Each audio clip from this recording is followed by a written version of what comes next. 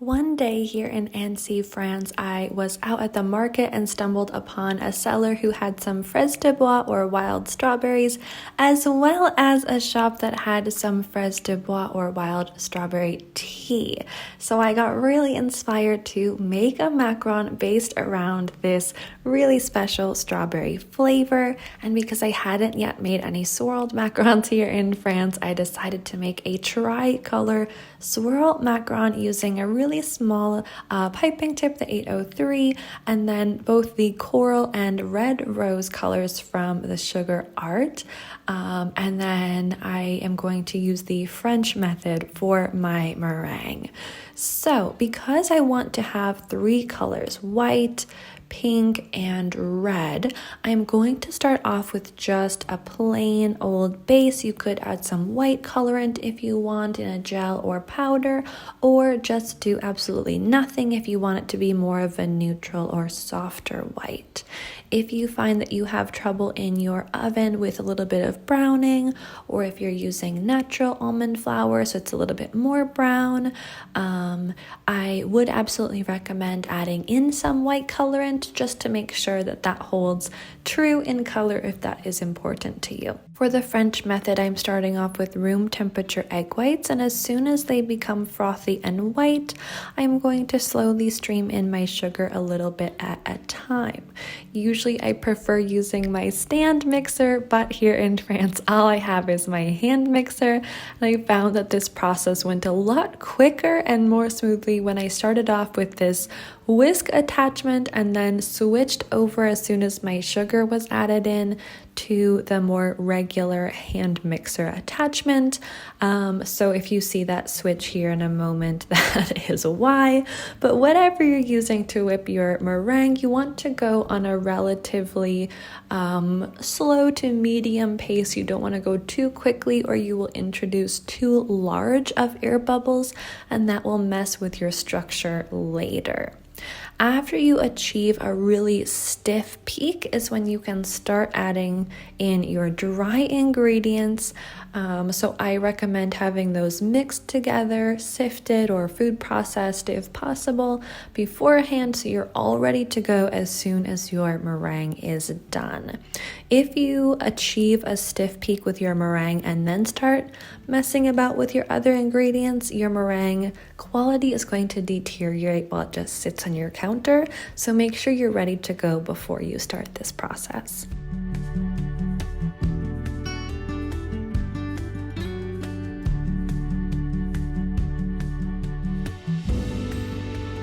I like to fold in my dry ingredients in about 3 additions. Some people like to do this with their mixer as well.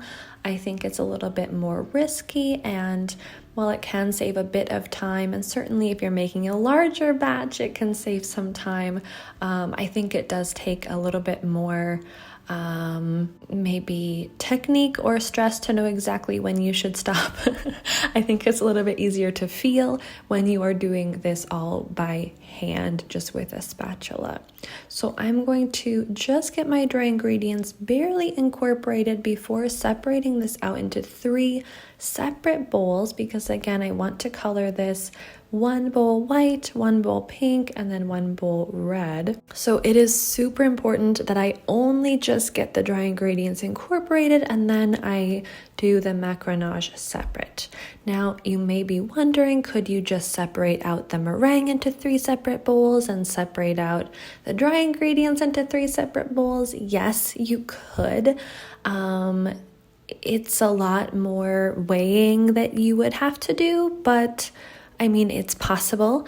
But honestly, I think this way is the most streamlined and it works for me. So if that's something you want to try, go for it. But I personally like to have 1 batch that after everything is combined, then I divide it up and finish the macaronage with each of the colors. The macaronage is just going to be using my spatula to press the batter against the sides of my bowl and then folding it around, just deflating the air bubbles and creating a really nice smooth batter, and looking for what we call the ribbon stage, which is when I will pull up my spatula and the batter will fall off of the spatula in a ribbon-like motion, dropping back really smoothly and cleanly back into the bowl. It won't be clumpy and it also won't be too loose. So after I do that for each of my 3 bowls, I decided to transfer each color to a small piping bag,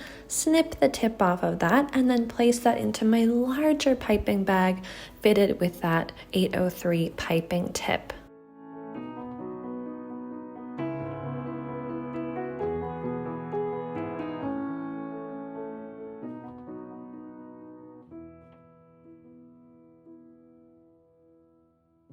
I often like to use the plastic wrap method where I have all of my batter that's kind of touching each other so that the colors bleed into each other a little bit more.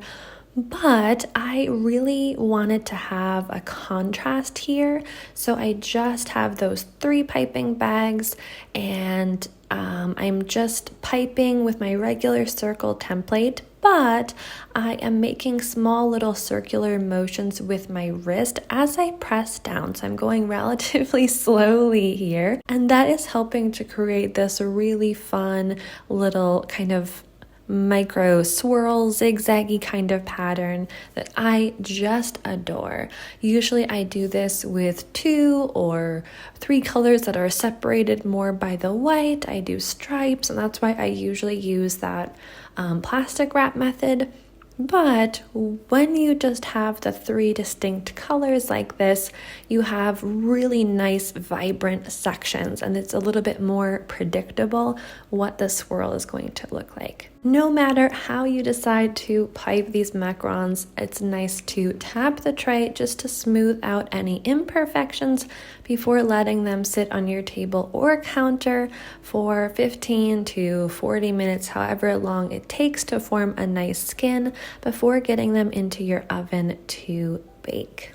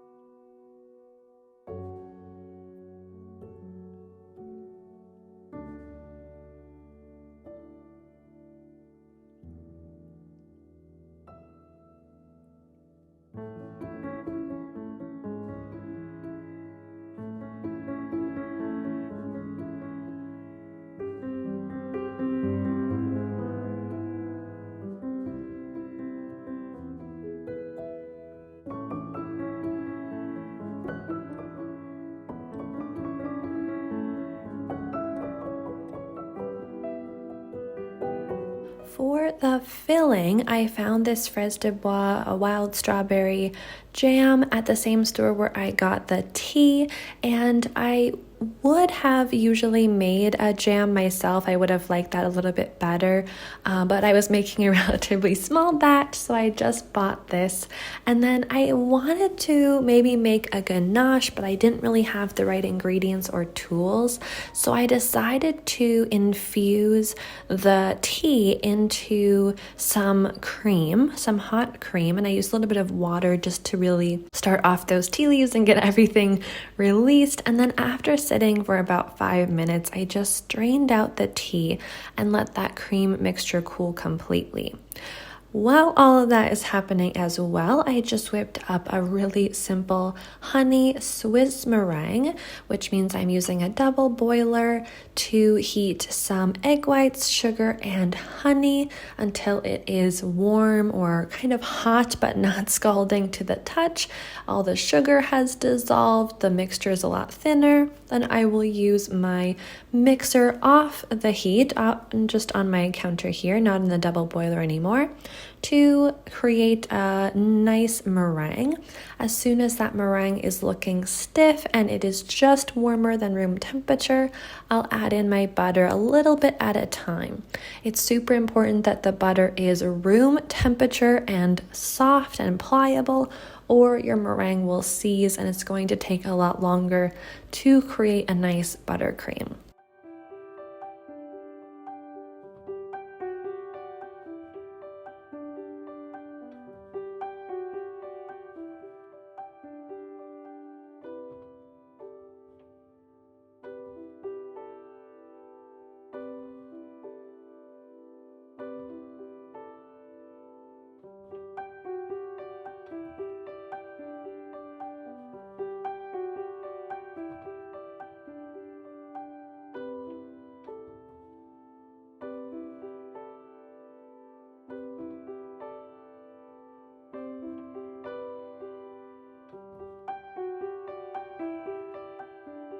After I got my just regular Swiss meringue buttercream here, my shells are baked and matched, everything's ready to go. I have my jam that I will put in the center of the max, and I added that infused cream mixture just into my buttercream. I know in the beginning it looks kind of gross and it's breaking here, but I promise it will come together after you keep working with it. I added a little bit of the red and pink food coloring just because the infused tea kind of had a weird, very light color to it, and I wanted to be more pink or more neutral, so I went with pink. And I'm just going to pipe rings of that strawberry Swiss buttercream and then put the strawberry jam on the inside. I think this would have been really nice to have a strawberry black tea infused white chocolate ganache with the strawberry jam as well. If you wanted to give this a try, the jam was a little bit sweet for my taste. Another reason I like to make them at home instead of buying them from the store. So I added a little bit of salt just to kind of balance that out a little bit. All right, 24 hours in the refrigerator or freezer these go to mature properly before I can bite into them. I hope you enjoyed this little macaron journey I went on here in France. If you liked this video, make sure to give it a thumbs up down below and subscribe so you don't miss out on any other future videos. Until next time, have a wonderful day. Bye!